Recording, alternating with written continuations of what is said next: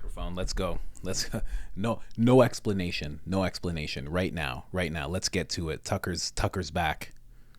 Oh, where is it? There it is. Let's go right now. No, okay. Tucker basically gets into everything. Okay? This is a full episode that he's released. He is back. This is episode 1, as you can see at the top of the screen there.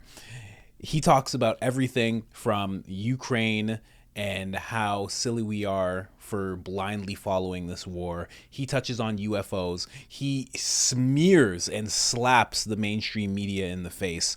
This is epic. I'm going to play this big chunk for you right now, and I don't care what happens in terms of anything.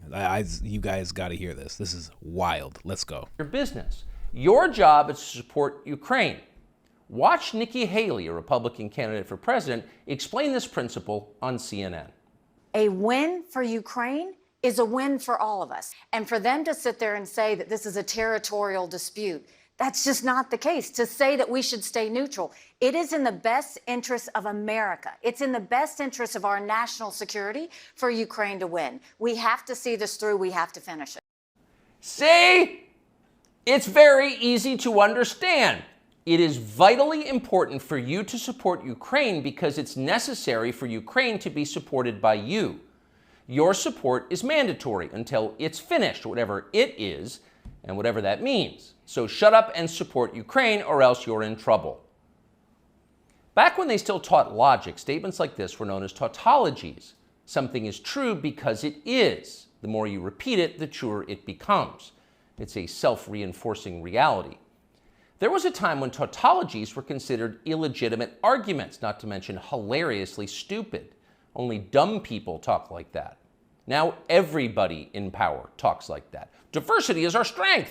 Trans women are women. Zelensky is Churchill. It's all self-evidently true. Doesn't need an explanation, and don't ask questions.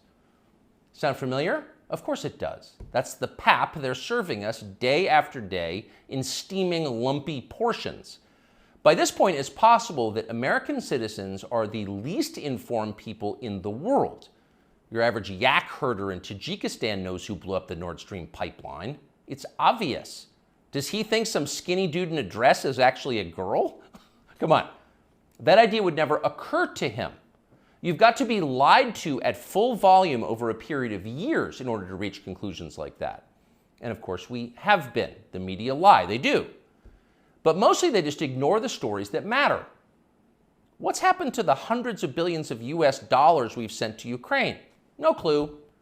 Who organized those BLM riots 3 years ago? No one's gotten to the bottom of that.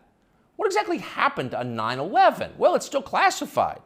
How did Jeffrey Epstein make all that money? How did he die? How about JFK? And so endlessly on. Not only are the media not interested in any of this, they are actively hostile to anybody who is. In journalism, curiosity is the gravest crime. Yesterday, for example, a former Air Force officer who worked for years in military intelligence came forward as a whistleblower to reveal that the US government has physical evidence of crashed non-human-made aircraft, as well as the bodies of the pilots who flew those aircraft. The Pentagon has spent decades studying these otherworldly remains in order to build more technologically advanced weapons systems. Okay, that's what the former intel officer revealed, and it was clear he was telling the truth. In other words, UFOs are actually real, and apparently so is extraterrestrial life. Now we know. In a normal country, this news would qualify as a bombshell, the story of the millennium. But in our country, it doesn't. The whistleblower's account ran on a technology website called The Debrief, which you've probably never heard of. The Washington Post had that story, but decided not to run it. The New York Times, meanwhile, just pretended it never happened. On the front page of the New York Times website this morning, there were 5 stories about Ukraine, as well as 4 stories apiece about Donald Trump, trans people, and climate change, the usual lineup. There was nothing at all about how an alien species is flying hypersonic aircraft over our cities. Not one word. So if you're wondering why our country seems so dysfunctional, this is a big part of the reason. Nobody knows what's happening.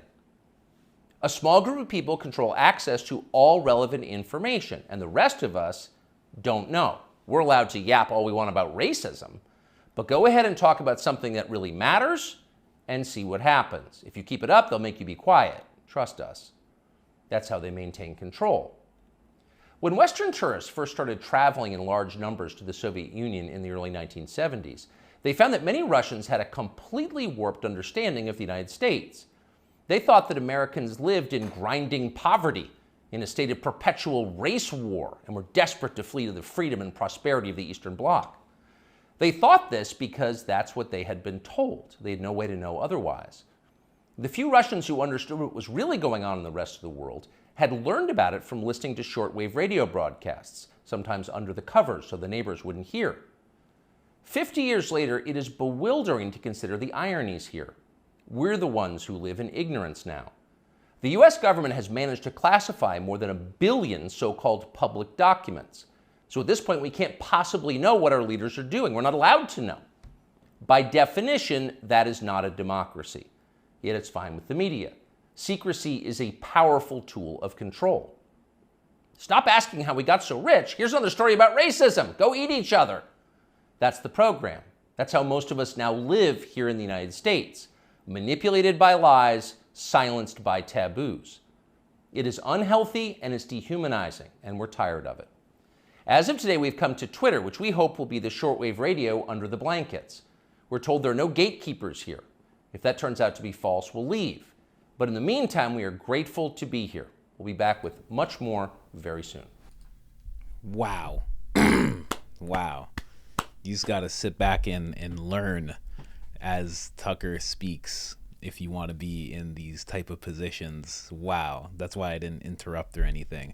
But there's a whole other chunk to that episode that I did not play. So that was the second half. There's still the first half where he actually goes into basically saying that Ukraine were the ones that blew up the Nord Stream. Just wow. Wow. He's back. And he's not holding back. I would say immediately pray for Tucker. Immediately pray for Tucker. Because this is something. My sound off the whole time? I hope not. Is it on? There it is. I would say immediately pray for Tucker. Right now, this has been out for less than an hour. It's already at 7.8 million views on Twitter. I released this for those of you that don't have Twitter. I know when I talk about Twitter, there's so many of you that are just like, I don't want Twitter. I don't have Twitter. Completely understand. You can always come here for subscriber only content from James O'Keefe, and you can come here for Tucker Carlson's show. I will 100% provide that for you all the time. It's just, wow. I'm shocked. He didn't even announce it. Like, Tucker's just going a completely different way. For somebody who was the mainstream media guy, like climbing the ranks, like worked contributor to CNN, like worked the whole mainstream circuit for decades, and then finally just comes undone, realizes what he was doing was wrong, and that he has to be able to speak about these topics that nobody's touching on. I mean, this guy just talked about UFOs. He just talked about how ridiculous it is that we have to support Ukraine. The fact that the government's classified millions, at least 1 million so-called public documents. This guy just, the only thing that he left out was Big Pharma. That was it. He just took a swipe at everything and everyone. Insulting mainstream media. Insulting the government, calling America the most uninformed country, and that goes to Canada as well, without a doubt. North America. Wow, absolutely amazing stuff. Just incredible. So this is Tucker. His show is now called Tucker on Twitter, and for those of you that have Twitter, I suggest that you follow Tucker, and for those of you that don't, I suggest you subscribe to me, and I will make sure you get to see this every single week or however frequent he decides to put this out. But this was absolutely amazing.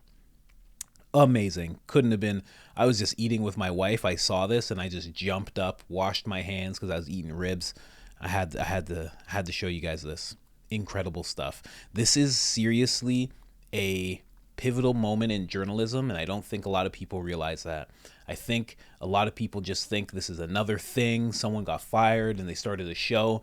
This is a very pivotal moment when people who are on the mainstream side come onto our side, come over to the independent realm, want to be free of gatekeepers, and they do it in an incredible way, and they have an incredible following to pull away from mainstream media. Fox's ratings are still plummeting.